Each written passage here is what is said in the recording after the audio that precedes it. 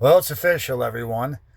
Due to the newest credible source that's come out with an accusation against Democratic senatorial candidate Graham Platner of Maine, he has recently decided to suspend his operations and drop out of the race effective immediately.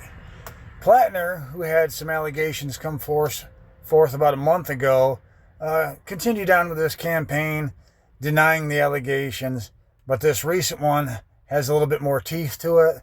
And there seems to be some people around this woman that are willing to come forth and verify her situation and agree with her and say that there's definitely some smoke here. So all these allegations need to be taken seriously. You need to believe these women and look into it. Unfortunately, this is not the time and place for that shit. He needs to bow out.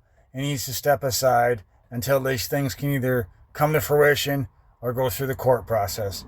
Here's Platner. We are suspending campaign operations. This is incredibly difficult because I know that some will think it's an admission of guilt, and it most certainly is not. We're not doing it because of the allegations. We're doing it because of the structures that are being taken away from us by those in power. And I also feel an immense amount of responsibility to everyone who has worked so hard to get us to where we are. We did it the right way. We built a campaign. We engaged in electoral politics. We motivated people. We banded together. We did it the way that we were told we are supposed to make change. And we won. And now they are not going to let us have it. Not if it's me. So there you have it, folks. Platner is officially done. Now what happens going forward? Well, apparently the Democratic operations have a couple weeks to try to pick another candidate and put them into the position.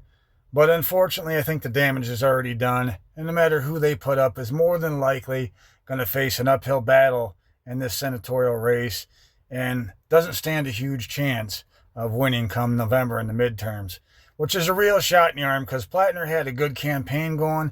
People liked his message. People liked what he had to say.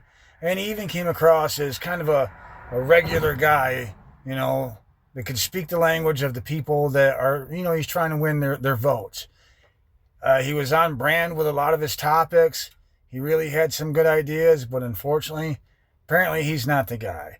And that just goes to show you, when you're going to run for any sort of a political office or when a party's going to put somebody in that position, you really got to make sure who you're putting out there. Now, I know you can't go back and dig into potential sexual allegations that haven't come out yet, but you really got to look into the history of these people, who they are, who they've been around, the things they've done, and really sit them down and grill them thoroughly during the interview process so this type of shit doesn't happen. So where we go from here, we'll see. Stay tuned, everyone.